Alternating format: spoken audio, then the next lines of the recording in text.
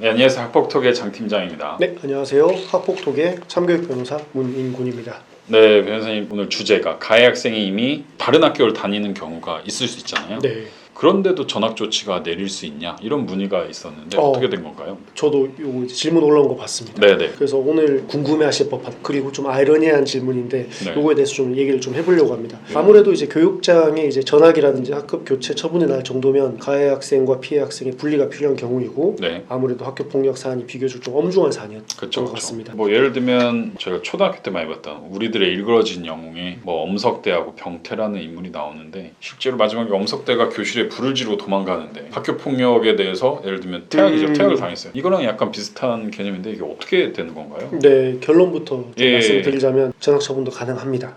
좀 이해가 안 되긴 하네요. 필요가 없는 조치 아닌가요? 근데 이제 방금 말씀드린 가해 학생, 피해 학생의 분리 조치는 네. 전학이나 학급 교체 처분의 여러 가지 목적 중에 하나입니다. 그렇기 때문에 제가 이게 학폭독 교재 이제 115쪽 네네. 이하에서도 이제 서술을 해놓고 있는데 처분 수위는 기본적으로 심의 결과 매겨지는 점수에 따라 나옵니다. 이 점수는 분리 목적 외에도 이제 학교 폭력 예방법상 조치 수위별로 가해 학생에게 저지른 학교 폭력에 맞는 응당한 조치를 하고 그로 인한 뭐 이제 선도 효과라든지 교육 효과를 이제 이끌어내는 겁니다. 네, 전학 같은 거는 분리 목적도 있지만 점수별로 맞는 조치를 하게 되고 입법적으로는 가해 학생에게 합당한 조치라고 생각해서 이게 정한 걸 수도 있겠네요. 맞습니다. 이미 다른 학교에 있는 가해 학생에게도 전학 조치가 그래서 가능하고 다른 반에 있는 가해 학생에게도 학급 교체 조치가 이제 가능한 것이죠. 그럼 사실 전학 조치가 진행되겠네요.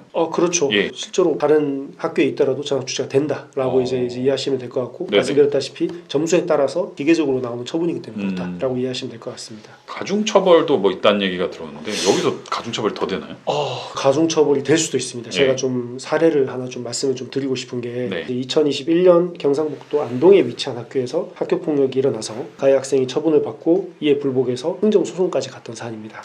가해 학생은 일단 학폭위 심의 결과 학급 교체에 달하는 점수를 받았습니다. 네네. 그래서 학급 교체를 받아야 되는 상황이었는데 심의위원들이 보기에 참 좀 이상한 사안이었습니다. 예. 가해 학생과 피해 학생은 이미 다른 반에 있었기 때문이죠. 그럼 학교 처분이 7호로 상당히 높은데 어차피 안 볼 사이인데 그렇죠. 굳이 또 뭐하러 하냐? 어떻게 되는 거예요? 네, 정확합니다. 그래서 이제 학폭이 이제 심의위원들도 난감했던 겁니다. 그럼 실효성이 없는 거지 않냐? 예. 이런 생각을 그 당시에 했던 거죠. 네네. 학폭위 위원들은 7호의 학급 교체 처분 점수가 나왔습니다. 네. 근데 실제로는 8호에 전학 처분을 했던 겁니다. 한 단계도 높여서요? 네, 네. 이미 7호는 실행이 되고 있으니까 네. 이거 필요 없다. 그 다음 걸 하자. 이 네. 말씀인가요? 예, 맞습니다. 가능한가라는 생각이 좀 드실 예. 건데 이제 가해 학생 또한 마찬가지로 생각을 했었습니다. 네. 아니 내가 학급 교체 점수가 나와서 그렇죠. 입법적으로 학급 교체 처분까지 허락하도록 되어 있는데 왜 전학 조치를 하냐라는 네네. 것이고 가해 학생 측이 이 전학 조치를 취소해달라고 이제 행정소송을 그럴 했던 수 있죠. 겁니다. 예. 네. 그럼 어떻게 됐나요 이게? 네, 결론은 법원에서 해당 학교장의 전학 조치는 정당하다라고 해서 청구를 받아들이지 않고 기각을 했던 사안입니다. 네, 판결문의 주요 입장도 예. 제가 한번 좀 읽어드리겠습니다. 심의위원회는 가해 학생에 대해서 총 15점으로 평가하였다. 이는 학급 교체 처분에 해당하는 점수이지만 원고와 피해 학생이 다른 반이어서 학급 교체는 의미가 없기 때문에 가중할지 감경할지에 관한 충분한 논의를 거쳐 조치의 실효성과 피해 학생 보호 등을 이유로 전학 처분으로 가중하기로 의결을 하였다. 네. 앞서 본 사정을 감안할 때 이러한 심의위원회의 결정이 특별히 불합리하다고 볼 수 없다라고 했습니다. 와, 판사님들이 엄청 세세하게 좀 판단을 해주시네요. 근데 특히 이 해당 사안 같은 경우에는 가해 학생의 폭력이 좀 중해서